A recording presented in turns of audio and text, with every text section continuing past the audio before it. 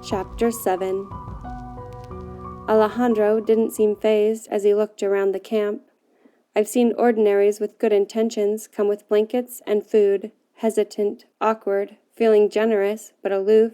Alejandro didn't have that hesitation. He made eye contact with a man wearing fingerless gloves, a beanie, and 2 jackets.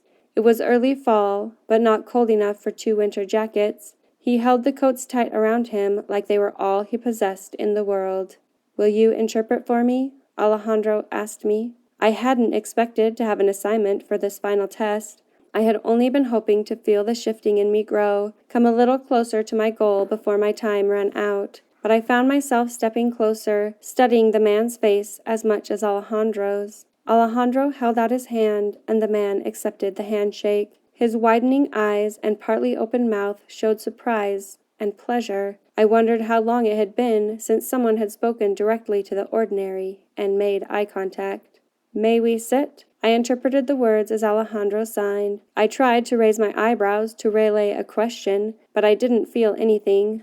Maybe a slight twitch in my forehead. The man nodded. The demon that had been lounging nearby, whispering reminders of loss and forgotten dreams, raised his essence, examining Alejandro. Not many things interrupted sorrow-sucking demons of the homeless. The most desperate of my siblings didn't appreciate an interruption in their easy meal. I sat next to Alejandro, watching his hands as he communicated. Interpreting his motions into words gave me new insight into the importance of his facial and body movements. It did influence the meaning of the words, the emotion behind his meaning reflected on his face. We asked the man questions about himself, his name, what he liked to do, his favorite meal. His name was Michael. He'd been on the streets for 3 years after he tried to start a business that failed and lost not only his savings, but his wife and family. Alejandro watched me as I repeated the man's story, sharing the sorrow, absorbing Michael's emotions until they seemed to become his own.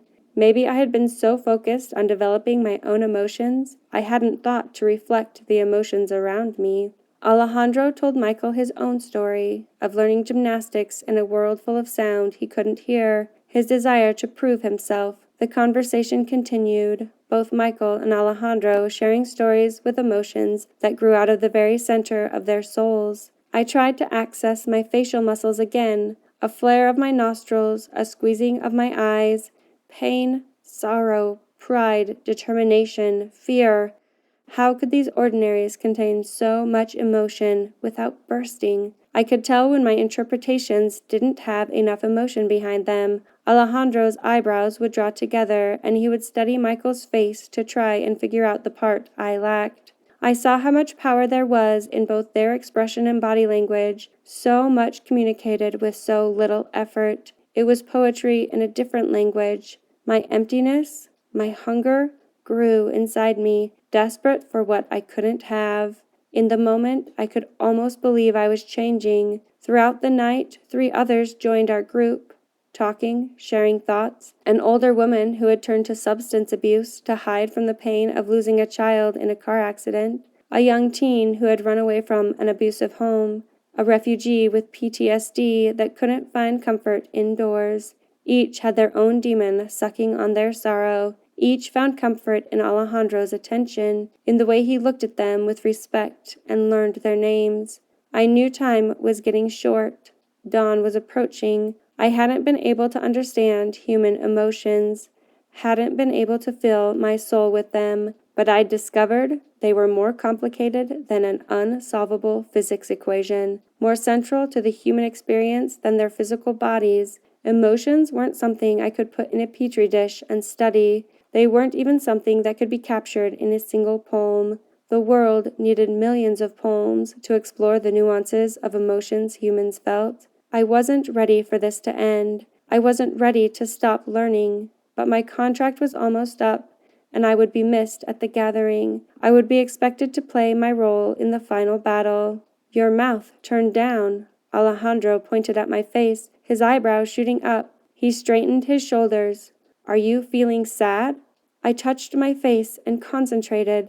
This time I managed a flare of the nostrils. Had the movement reflected an emotion grown inside of me, or had I only learned to control the smaller muscles? Maybe that would have to be enough. I could feel the morning approaching, hear the buzzing in Jackie's ears that warned the contract was almost up.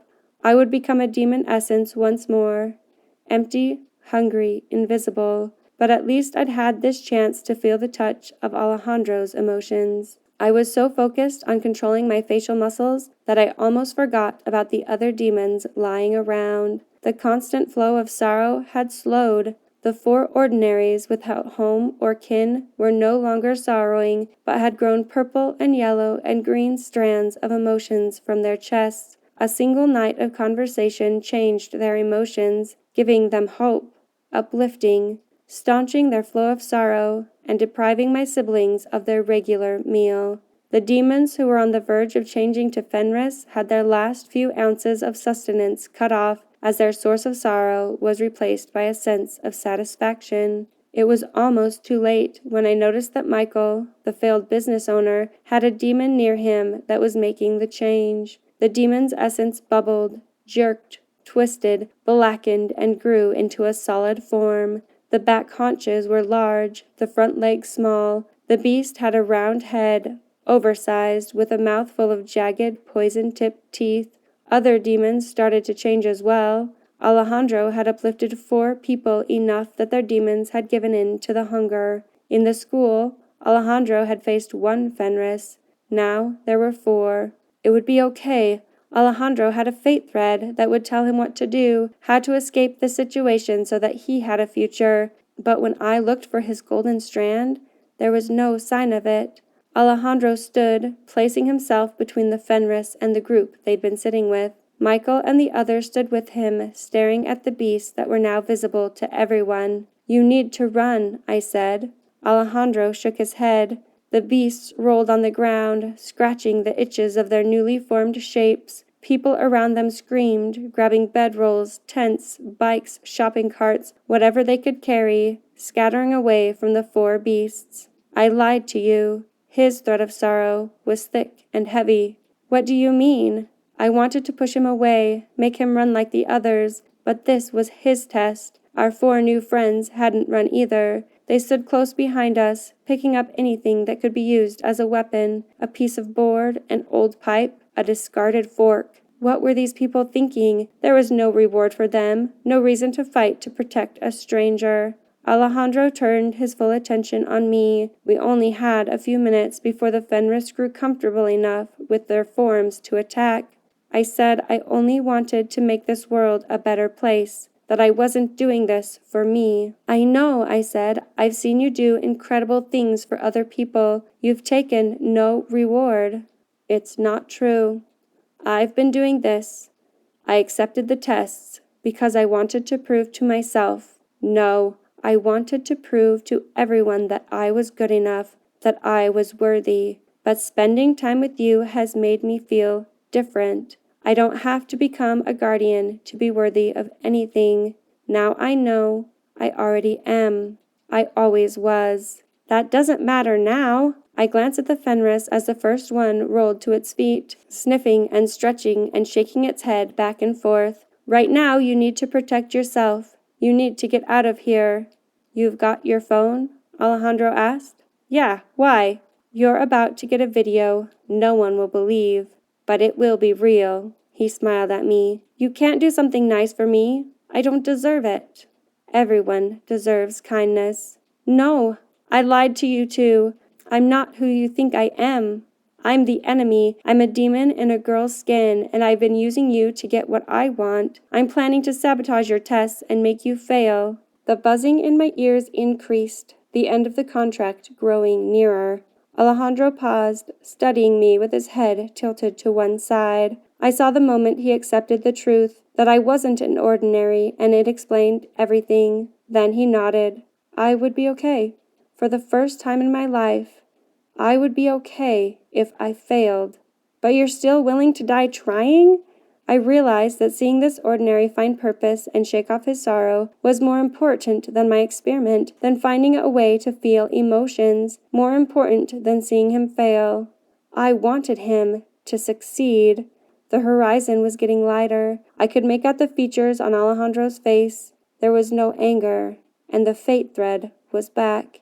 He reached out and touched my face, soft, barely a brush against my skin, not the pressure it took to force my face to move. I can see how you feel. It's written all over your face, and it's beautiful on you. I don't think you're a demon anymore. Get the others out of here, and I will hold them off until help comes. What if no one comes? I thought of my suspicions that the descendants were more worried about Alejandro's abilities than saving his life, a complication swept under the rug. The second Fenris rose to its feet, turning to stare at Alejandro. I will still protect them, to the very end. He pulled the weapon out of his pocket, the blade shooting out, long and sharp. He was ready, 1 against 4, hopeless odds. Get the others out of here, please. I felt a tickle at the corner of my eye. I reached up to touch my face. Tears. Was this sorrow? It hurt worse than the hunger, worse than 1,000 days of emptiness and pain. I looked down and saw strands of color coiling out of my chest. Emotions, my very own. I looked back at Alejandro, met his eyes, knew there was only seconds before my essence was ejected, only moments before the Fenris attacked, before the 4 friends who had witnessed so much sorrow were overwhelmed by the Fenris. With all of that, I felt feelings. It was all I had ever wanted, and all I was about to lose. I grabbed Alejandro's face and brought it close to mine. Thank you. You're the one who saved me. I knew I needed you, even though I didn't know why, even though you weren't who you said you were. His faith thread wrapped around my waist, pulling me even closer to him. He leaned down and pressed his lips against mine, and I felt the heat against my face and burn inside my chest. I felt like I was flying, lighter than air, but more solid than I'd ever felt. My entire essence expanded to fill the sky, to touch the stars, to feel the rotation of the earth. All of it mine. And then I was free, my essence expelled from Jackie's body. She stumbled back from him. Michael and the others pulled her back behind them for protection.